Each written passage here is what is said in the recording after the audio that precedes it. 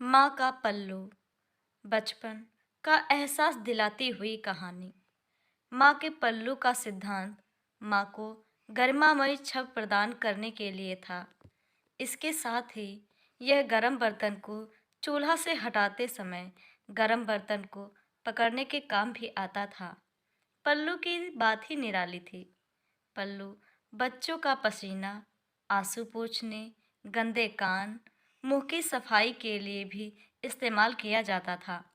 माँ इसको अपना हाथ पोंछने के लिए तौलिया के रूप में भी इस्तेमाल कर लेती थी। खाना खाने के बाद माँ के पल्लू से मुंह साफ करने का अपना ही आनंद होता था। कभी आँख में दर्द होने पर माँ अपने पल्लू को गोल बनाकर फूंक मारकर गरम करके आँख में लगा देती थी। दर्द उसी समय गायब हो जाता था।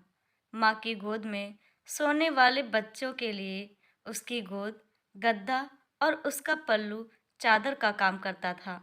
जब भी कोई अनजान घर पर आता तो बच्चा उसको माँ के पल्लू की ओट लेकर देखता था। जब भी बच्चे को किसी बात पर शर्म आती, वो पल्लू से अपना मुंह ढककर छुप जाता था। जब बच्चों को बाहर जाना होता, तब माँ का पल्लू एक मार्गदर्शक का काम करता था। जब तक बच्चे ने हाथ में पल्लू थाम रखा होता, तो सारी कायनात उसकी मुट्ठी में होती थी। जब मौसम ठंडा होता था, माँ उसको अपने चारों ओर लपेटकर ठंड से बचाने की कोशिश करती और जब बारिश होती, तो माँ अपने पल्लू में ढांक लेती।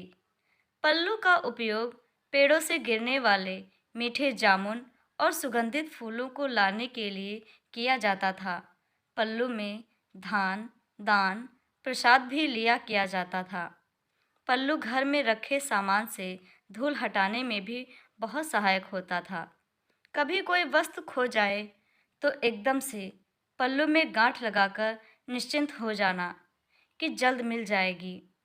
पल्लू में गांठ लगाकर माँ एक चलता फिरता बैंक या तिजोरी रखती थी और अगर सब कुछ ठीक रहा तो कभी कभी उस बैंक से कुछ पैसे भी मिल जाते थे। मुझे नहीं लगता कि विज्ञान पल्लू का विकल्प ढूंढ पाया है। माँ का पल्लू कुछ और नहीं बल्कि एक जादुई एहसास है।